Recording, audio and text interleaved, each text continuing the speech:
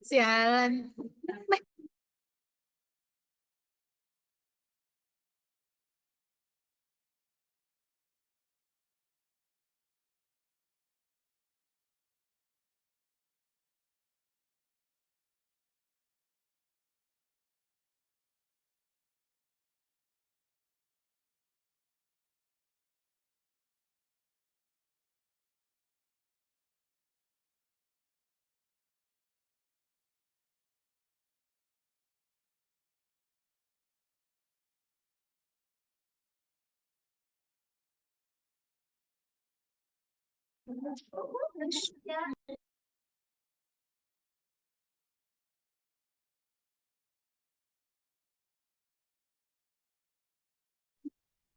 Assalamualaikum warahmatullahi wabarakatuh.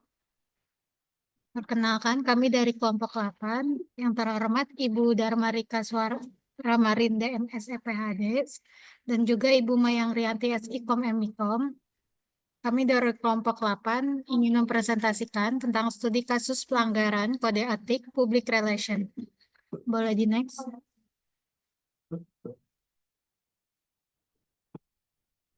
Selanjutnya ada anggota kelompok kami. Yang pertama ada saya sendiri, Alia Rama Wijaya. Yang kedua ada Imelda.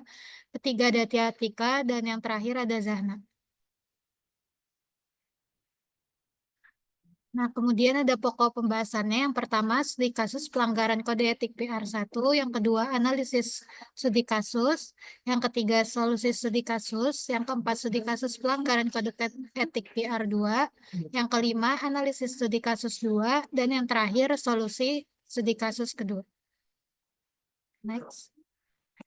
Nah, yang pertama ini ada studi kasus pertama pelanggaran kode etik PR, pelanggaran kode etik pada Humas Polri, kasus Verdi Sambo. Eh, Kasus pelanggaran kode etik dalam institusi kepolisian, khususnya terkait dengan peran Humas, adalah topik yang memerlukan kajian mendalam. Kasus yang menarik perhatian publik adalah kasus Verdi Sambo, seorang pejabat tinggi Polri yang terlibat dalam pembunuhan Brigadir J. Kasus ini tidak hanya menggemparkan masyarakat, tapi juga mencoreng citra dan reputasi institusi Polri. Dalam konteks pelanggaran kode etik, peran Humas Polri menjadi krusial dalam memitigasi dampak negatif kasus ini, serta memulihkan citra Polri di mata publik. Nah, Verdi Sambo, mantan Kepala Divisi Profesi dan Pengamanan Polri, terbukti terlibat dalam skenario pembunuhan Brigadir J. Kasus ini mencangkup berbagai pelanggaran, termasuk upaya menghalangi penyelidikan dan manipulasi fakta di lapangan. Pelanggaran ini menyebabkan ketidakpercayaan publik terhadap Polri dan menunjukkan lemahnya penegakan kode etik di kalangan perwira tinggi. Sebagai Kadif Propam, Verdi Sambo memegang tanggung jawab yang besar dalam jaga etika dan profesionalisme di tubuh Polri. Namun ironisnya, ia justru menjadi pelaku pelanggaran serius yang melibatkan penyalahgunaan wewenang, tindakan tidak profesional, dan manipulasi kekuasaan. Jika ada yang ingin menjawab studi kasus tersebut, boleh raise hand.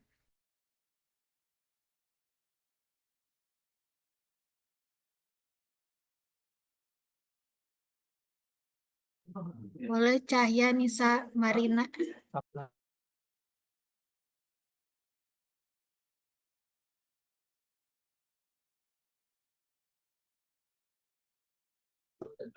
Oke, perkenalkan nama saya Marinaska dari kelompok 3. Izin menanggapi, jadi dari kasus Verdi Sambo di atas ini telah memberikan pelajaran penting tentang dampak pelanggaran kode etik di institusi kepolisian dan kebutuhan reformasi internal yang mendalam. Nah, untuk memulihkan citra polisi itu langkah pertama bisa memperketat pengawasan dan penegakan kode etik, terutama di kalangan perwira tinggi. Nah, Polri juga harus lebih transparan dalam menyelesaikan kasus pelanggaran agar dapat meredakan ketidakpercayaan publik. Terus juga peran Humas Polri menjadi krusial dalam mengkomunikasikan tindakan perbaikan dan akuntabilitas dengan jelas kepada masyarakat. Nah, selain itu, edukasi berkelanjutan tentang etika profesi juga perlu diperkuat agar para anggota kepolisian memiliki integritas dan komitmen yang lebih tinggi dalam menjalankan tugasnya. Mungkin dari saya itu aja. Ya, terima kasih Marina. Benar banget apa yang dibilang Marina. Izin menambahkan, kasus pelanggaran kode etik di institusi kepolisian ini, terutama yang melibatkan Verdi Sambo dan penggunaan Brigadir J, menimbulkan dampak besar bagi citra dan kepercayaan publik terhadap Polri. Verdi Sambo, mantan Kepala Divisi Profesi dan Pengamanan Polri, terbukti melakukan pelanggaran serius, termasuk menghalangi penyelidikan dan manipulasi fakta. Tindakannya tidak hanya mencerminkan lemahnya penegakan kode etik di kalangan perwira tinggi, tetapi juga menyoroti penyalahgunaan wewenang dan manipulasi kekuasaan dalam tubuh Polri. Dalam situasi ini, peran Humas Polri menjadi sangat penting untuk mengurangi dampak negatif dan memulihkan reputasi institusi di mata masyarakat. Boleh di next.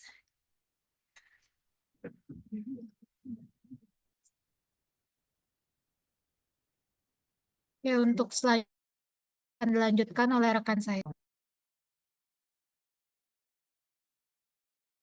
Untuk selanjutnya yaitu ada analisis pelanggaran kode etik Humas Polri kasus Verdi Sambo. Yang pertama yaitu terdapat beberapa pelanggaran kode etik yang dilakukan oleh Verdi Sambo atas kasus pembunuhan berencana kepada Brigadir J.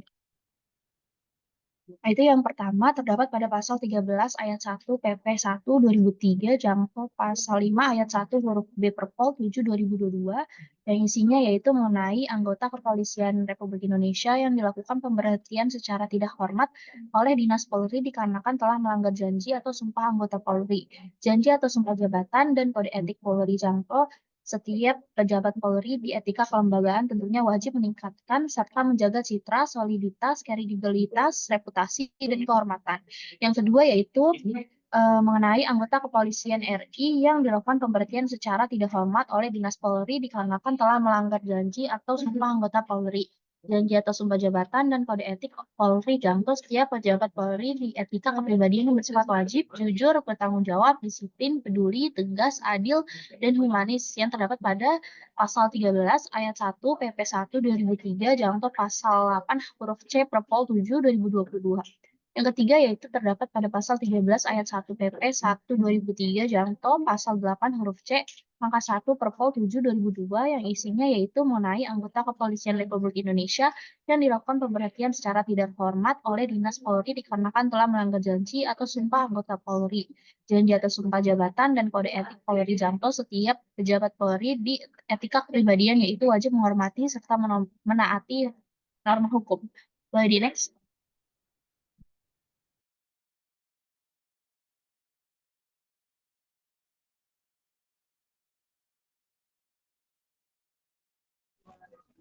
Selanjutnya ada solusi dari studi kasus pelanggaran kode etik Humas Polri kasus Verdi Sambo. Yang pertama, transparansi dan akuntabilitas. Transparansi dan akuntabilitas memiliki peranan yang penting dalam menciptakan kepercayaan masyarakat, menjaga integritas lembaga, dan menjamin tata kelola yang baik. Pada kasus Verdi Sambo menunjukkan kurangnya transparansi dalam penanganan kasus internal dan rendahnya akuntabilitas pejabat tinggi kepolisian. Solusi dari permasalahan ini adalah dengan membuat sistem yang independen untuk pelaporan dan pengawasan kasus yang melibatkan pejabat tinggi kepolisian, melibatkan pengamat independen dalam proses penyelidikan internal, mengadakan konferensi pers teratur untuk memberikan informasi tentang perkembangan kasus. Hal ini dapat meningkatkan kepercayaan masyarakat dan memastikan bahwa proses penanganan kasus dilakukan secara jujur dan terbuka, sehingga kedua, meningkatkan peran Humas. Selama kasus Verdi Sambo berlangsung, sempat terjadi tidak efektifan Humas Polri dalam mengelola komunikasi. Untuk menyelesaikan masalah ini, diperlukan pendekatan yang menyeluruh seperti Humas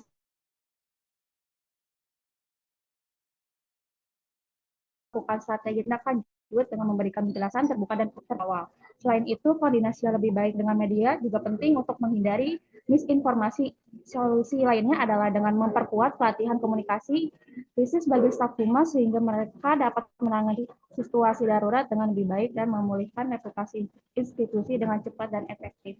Lalu yang ketiga, pengawasan yang efektif. Meningkatkan pengawasan dan pemantauan di lingkungan internal Polri untuk mendeteksi pelanggaran standar etika dan bagaimana cara menyelesaikannya. Komisi Etik Kepolisian telah menemukan peran penting dalam penanganan kasus pelanggaran etik seperti kasus Verdi Sambo. KKEP ini menjamin bahwa pejabat tinggi yang melakukan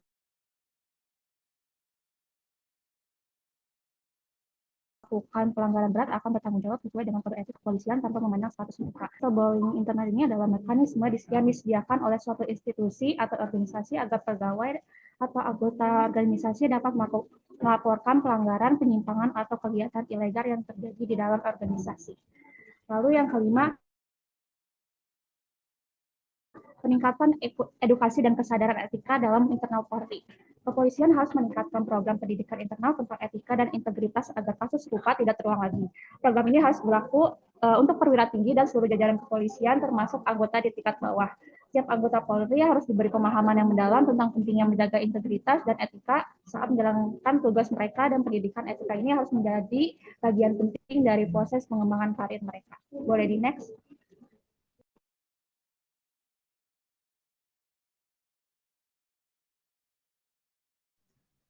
Selanjutnya adalah studi kasus kedua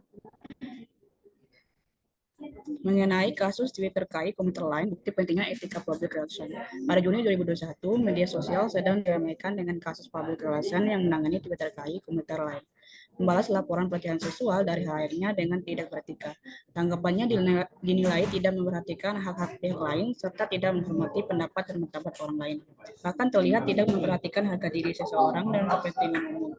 Tindakannya tidak menunjukkan rasa tanggung jawab dengan keamanan dan kenyamanan halayak,nya, sehingga telah melanggar kode etik public relation.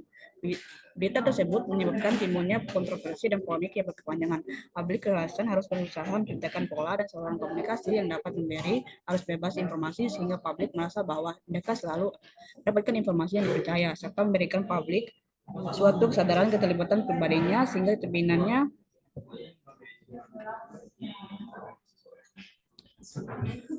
dari studi kasus ini. Apakah ada tanggapan?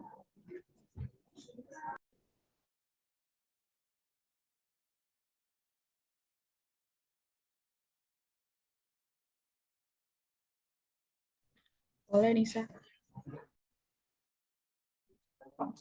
Oke, baik. Perkenalkan, saya Anissa Sari dari kelompok 3 ingin menanggapi studi kasus tadi.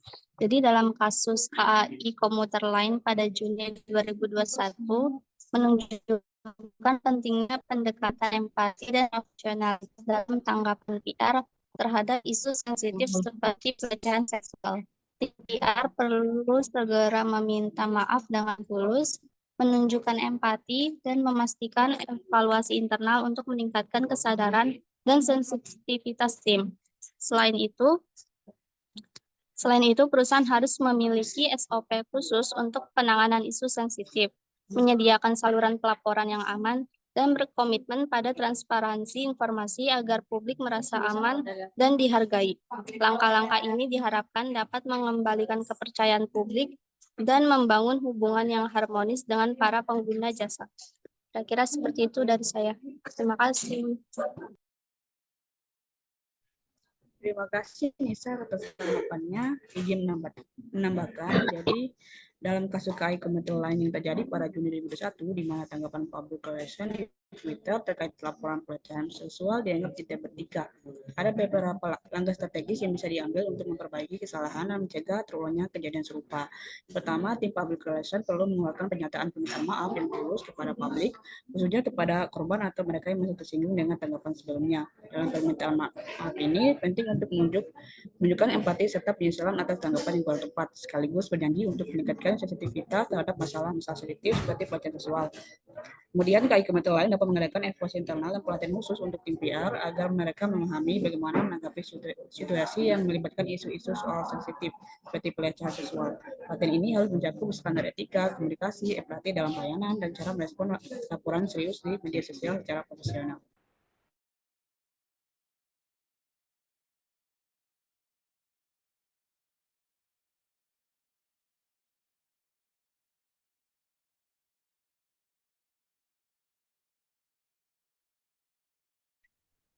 Oke, selanjutnya untuk analisis dari studi kasus kedua, yaitu kasus Twitter KAI Komuter Line, bukti pentingnya etika public relations. Jadi berdasarkan kasus tersebut, KAI Komuter Line telah melanggar etika public relations dikarenakan telah dipaparkan bahwasannya respon yang diberikan oleh KAI Komuter Line terkait laporan pelecehan seksual yang terjadi Etika dalam public relations telah menekankan bahwa sangat diperlukannya untuk menjaga nama baik serta martabat bagi perusahaan yang diwakilkan, dan menghormati hak-hak setiap individu serta kepentingan publik. Dalam kasus yang terjadi, KAI Komuter Lain tidak mencerminkan aspek-aspek atau nilai-nilai tersebut dan pada akhirnya sangat merugikan citra bagi perusahaan dan tentunya hubungan dengan publik. Selanjutnya yaitu mengenai konsep kepercayaan serta transparansi sangat diperlukan dan tentunya sangat relevan dalam konteks etika public relations dikarenakan sangat diharuskan untuk membangun hubungan yang terbuka serta dipercayai oleh publik. Dalam kasus yang terjadi, Twitter KAI Komuter Lain akibat ketidaktransparan serta kurangnya kepercayaan dalam hal respons yang mereka berikan kepada publik justru memperburuk situasi dan tentunya sangat mempengaruhi citra perusahaan secara negatif. Boleh di next?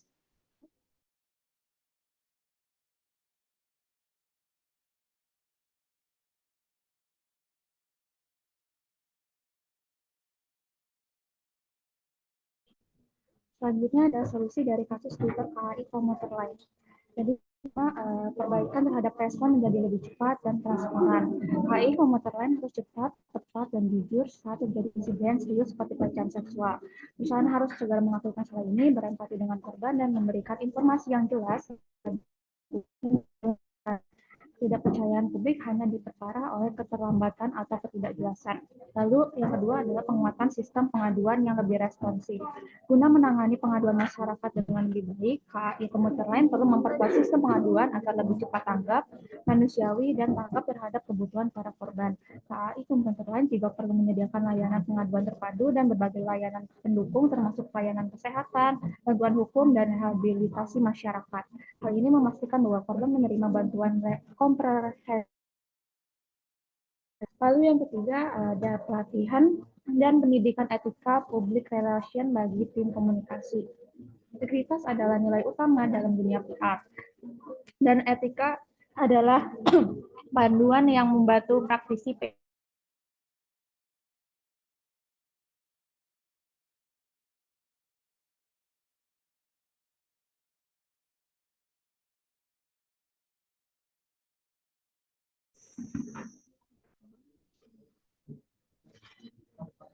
Latihan dan pendidikan etika PR sangat penting untuk tim komunikasi untuk memastikan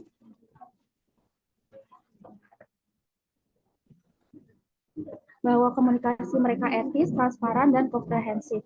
Humas KAI Komuter Lain memerlukan lebih banyak pelatihan mengenai etika public relation, termasuk pentingnya transparansi, akuntabilitas, dan tanggung jawab menjawab pertanyaan masyarakat. Pelatihan ini harus mencakup cara tanggap cepat terhadap kecelakaan, cara berkomunikasi dengan korban dan masyarakat, serta menjaga citra perusahaan dengan menjamin keadilan dan kejujuran. Upaya ini akan mencegah kesalahan komunikasi di kemudian hari.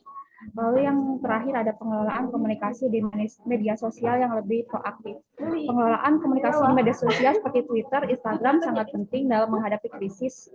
Dalam hal ini, respon KAI Komuter Lain di media sosial tidak hanya lambat, namun juga gagal memenuhi ekspektasi masyarakat dalam hal kejelasan dan empati. KAI Komuter Lain harus mengadopsi strategi media sosial yang lebih proaktif, di mana perusahaan tidak hanya menanggapi keluhan, tetapi juga memberikan informasi terkini secara aktif, seperti bekerja sama dengan platform media sosial untuk meningkatkan kebijakan dan fitur yang mendukung pencegahan pelecehan seksual, moderasi konten, dan opsi pelaporan yang lebih baik. Boleh di next.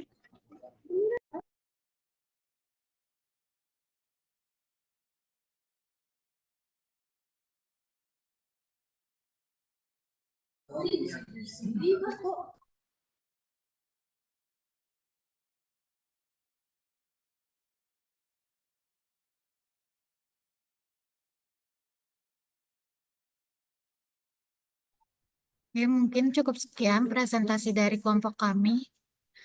Untuk selanjutnya, jika ada yang ingin bertanya, boleh raise hand, tanya.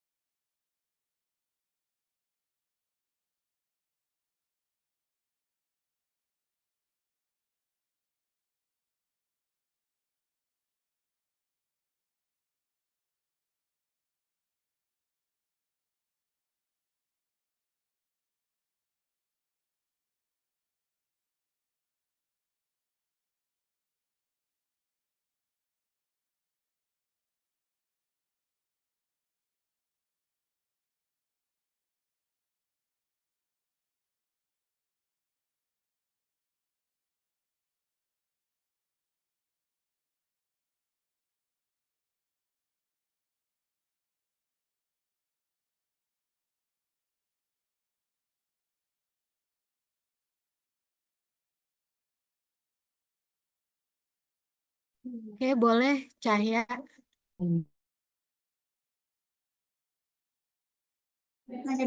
Perkenalkan, nama saya Cahya Mustika Natsari dari kelompok 3, izin bertanya. Apakah pelanggaran kode etik ini disebabkan oleh minimnya pemahaman atau pengawasan terhadap standar etika dalam perusahaan? Terima kasih. Ya, terima kasih Cahya. Selanjutnya ada Salsa atau Wiwit.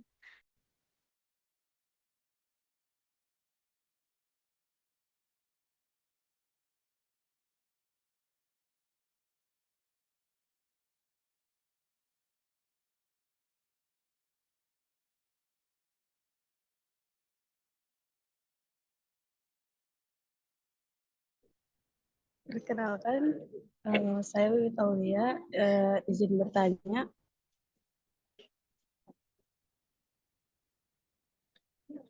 Menurut kelompok kalian, bagaimana seorang PR itu harus bertindak ketika diminta oleh klien untuk melakukan tindakan yang mungkin legal tetapi bertentangan dengan etika?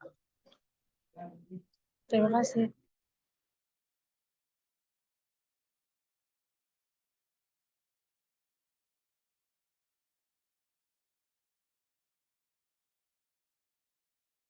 Oke, makasih Wiwit. Ada yang ingin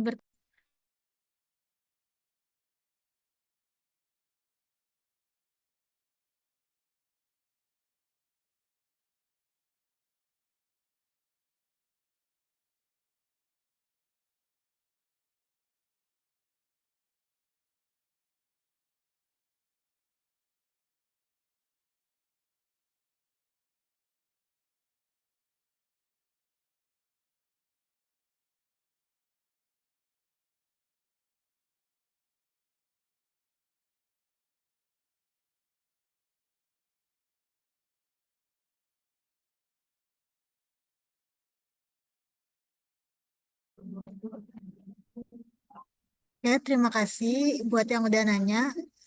Sambil mencari jawaban, kita ada kuis.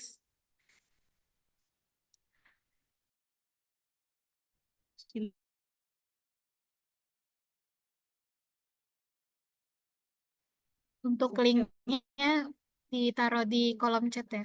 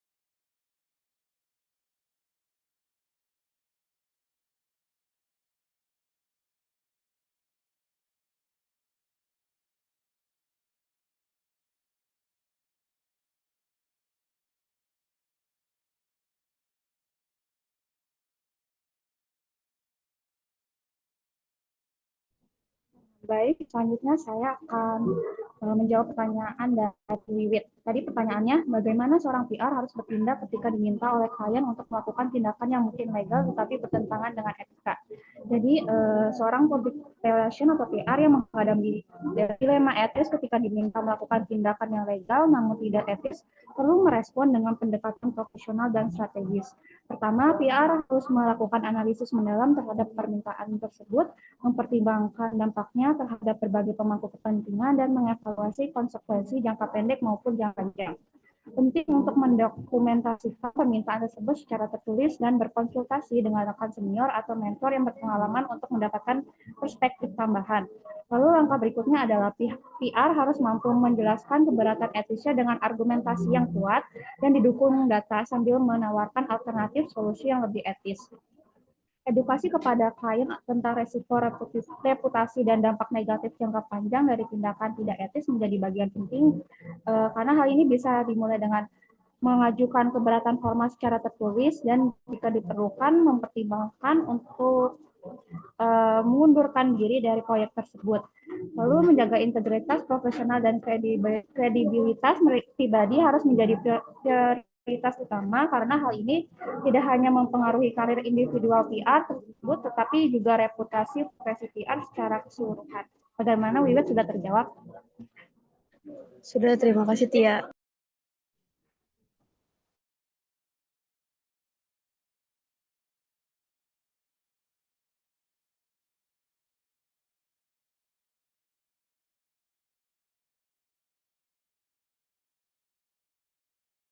Oke, selanjutnya saya akan menjawab pertanyaan dari Cahya. Pertanyaannya, apakah pelanggaran kode etik ini disebabkan oleh minimnya pemahaman atau pengawasan terhadap standar etika dalam perusahaan? Nah, pelanggaran kode etik dalam public relations seringkali disebabkan oleh minimnya pemahaman atau pengawasan terhadap standar etika yang seharusnya dipatuhi oleh perusahaan. Ketika perusahaan atau praktisi PR kurang memahami kode etik yang berlaku, mereka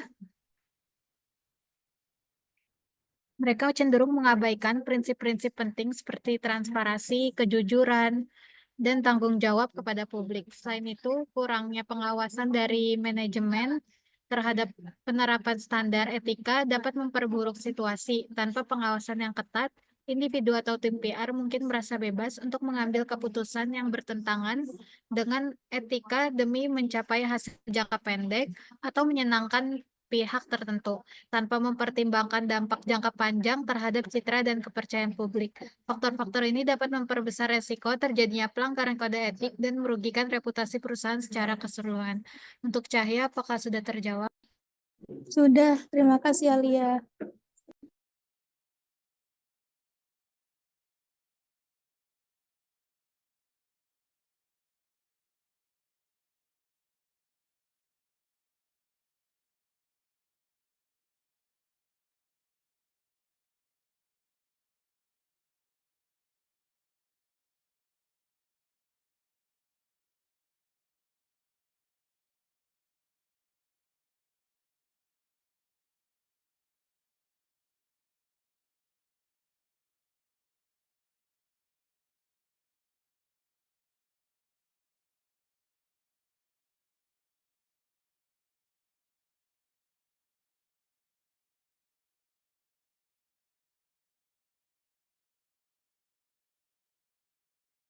Ya, selanjutnya yaitu ada jawaban dari kuis tadi.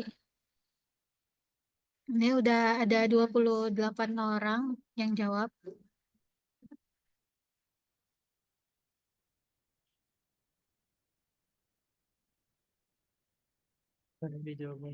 Nah, untuk pertanyaan pertama ada yang ingin menjelaskan?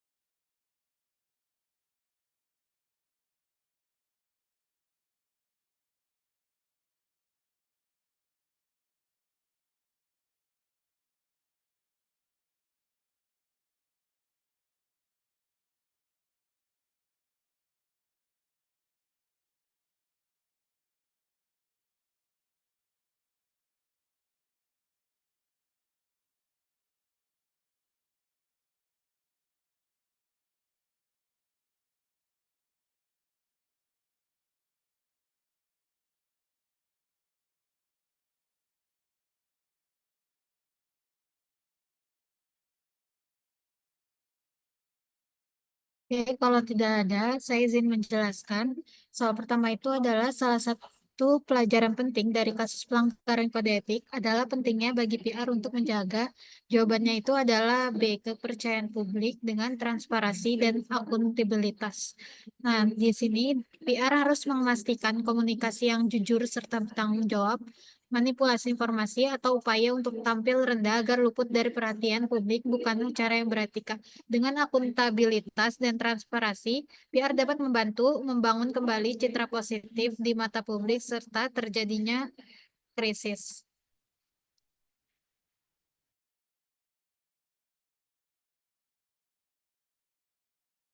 Kemudian untuk soal nomor 2, ada yang ingin menjelaskan?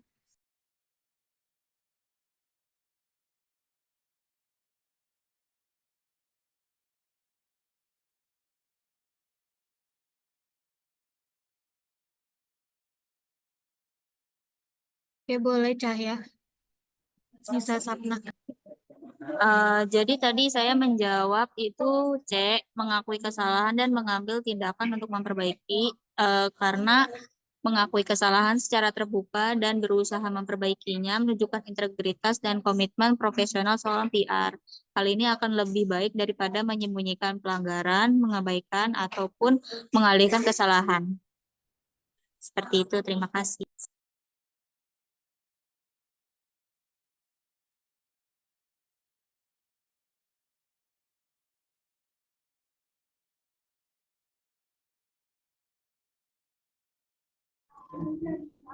Baik, udah benar banget tadi penjelasan dari Sapna.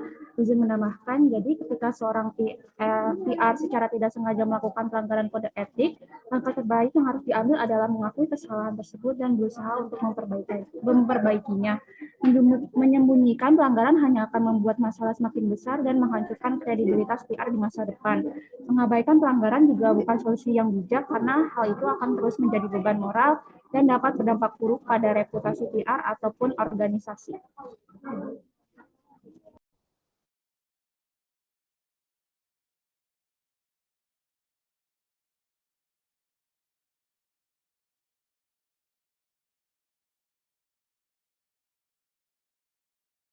Oke, untuk soal ketiga ada yang ingin menanggapi?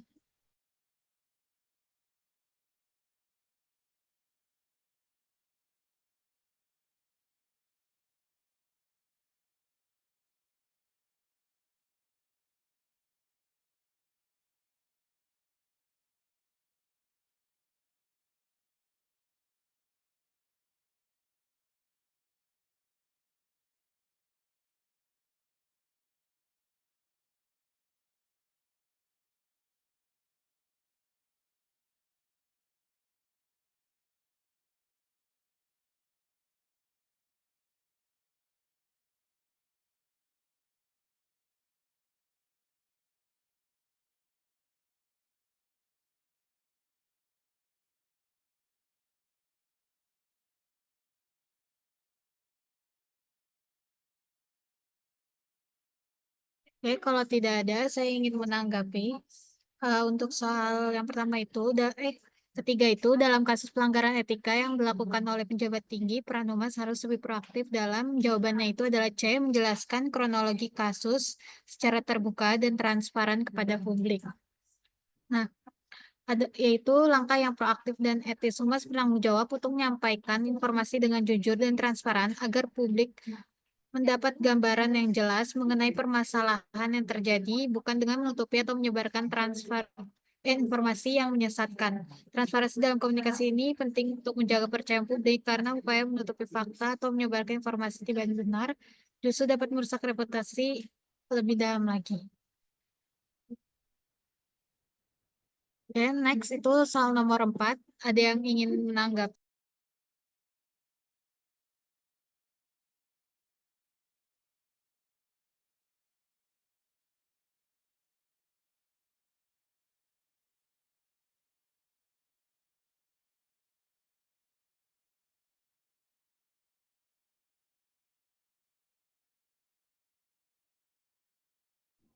Baik, jika tidak ada yang menanggapi terkait dengan soal nomor 4, jadi saya ingin menambahkan, jadi dalam soal nomor 4 ini, dalam situasi di mana seorang praktisi PR diharapkan pada permintaan klien untuk memanipulasi informasi, ya seharusnya, jadi jawaban yang benar adalah B, yaitu menyampaikan informasi yang akurat dan sesuai fakta kepada publik adalah prinsip utama dalam etika public relation, yang bertujuan untuk menjaga kepercayaan publik terhadap organisasi. Jadi informasi yang benar dan tidak menyesatkan memungkinkan publik untuk membuat keputusan yang tepat dan merasa dihargai sehingga membangun hubungan positif dan jangka panjang.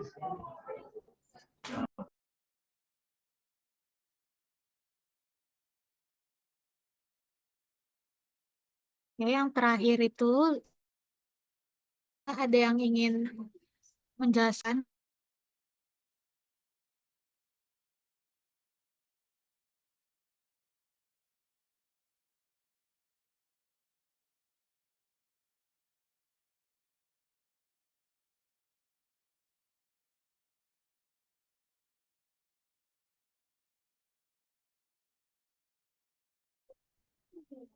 Oke, baik. Jika tidak ada yang ingin menanggapi, saya akan menjelaskan pertanyaan dari nomor 4, yaitu seorang praktisi PR yang terlibat dalam penyalahgunaan dana perusahaan dapat dikenakan sanksi berupa, yaitu jawabannya ya, benar yang B, yaitu pemberhentian dan tindakan hukum dari perusahaan atau asosiasi PR. Nah, kenapa? Karena ketika seorang praktisi PR melakukan penyalahgunaan dana perusahaan, ini merupakan pelanggaran serius terhadap etika profesi dan hukum. Tindakan tersebut mencerminkan perilaku yang tidak jujur dan melanggar kepercayaan yang diberikan oleh perusahaan. Nah, oleh karena itu, sanksi yang tepat adalah pemberhentian kerja dan tindakan hukum baik dari perusahaan maupun asosiasi PR. Perusahaan berhak memutus hubungan kerja karena telah melanggar kontrak dan kepercayaan. Sementara asosiasi PR dapat memberikan sanksi profesional untuk menjaga integritas profesi.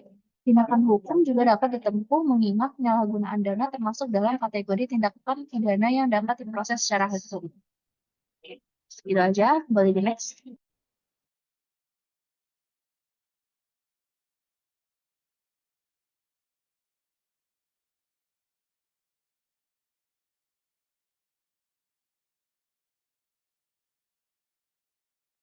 Ya, mungkin cukup sekian dari kelompok kami. Kurang lebihnya mohon maaf.